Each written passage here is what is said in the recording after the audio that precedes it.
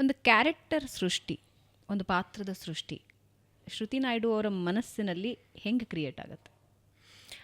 Generally ಇದು observations. ಅಂದರೆ ಲೈಫಲ್ಲಿ ನಾವು ಏನನ್ನು ಗ್ರಹಿಸಿರ್ತೀವಿ, ಎಷ್ಟು ಜನನ್ನ ಭೇಟಿ ಮಾಡಿರ್ತೀವಿ, ಯಾರು ನಮ್ಮ ಬದುಕಿನಲ್ಲಿ ಅತ್ಯಂತ ಇನ್ಫ್ಲೂಯೆನ್ಷಿಯಲ್ ಆಗಿರ್ತಾರೆ, ಅದು ಜಾಸ್ತಿ ತಲೆಯಲ್ಲಿ ಕೂತಿರುತ್ತೆ. ಸೊ ನಾವು ಯಾವುದೋ ಒಂದು ಪಾತ್ರ, ಏನೋ ಒಂದು ಕ್ರಿಯೇಟ್ ಮಾಡಬೇಕಾದ್ರೆ ನಮ್ಮ ತಲೆಯಲ್ಲಿ ಆ ಇನ್ಫ್ಲುಯೆನ್ಸ್ ಖಂಡಿತ ಓಡುತ್ತೆ.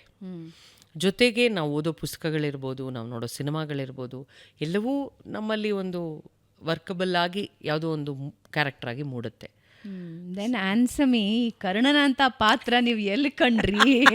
ಎಲ್ಲಿದ್ದಾನೆ ಆ ಹುಡುಗ? ಅವನ ಅಡ್ರೆಸ್ಸು, ಅವನ ಫೋನ್ ನಂಬರು ಏನಾದ್ರು ಇದ್ರೆ ಕೊಡಿ. ಬಹಳ ಜನ ಹುಡುಗಿರು ಕೇಳ್ತಿದ್ದಾರೆ, ಹಿಂಗಿದ್ ಒಂದು ಹುಡುಗ ಹೆಂಗೆ ಇರಕ್ ಸಾಧ್ಯ? ಹಿಂಗ್ ಪರ್ಫೆಕ್ಟ್ ಹುಡುಗ ಅವರೇ ನಮ್ಮ ಕಿರಣ್ ರಾಜ್ ಅವರೇ ಇದ್ದಾರಲ್ಲ, ಅವ್ರ ಮನೆ ಹತ್ರನೇ ಹೋಗಿ ಕೇಳಿ.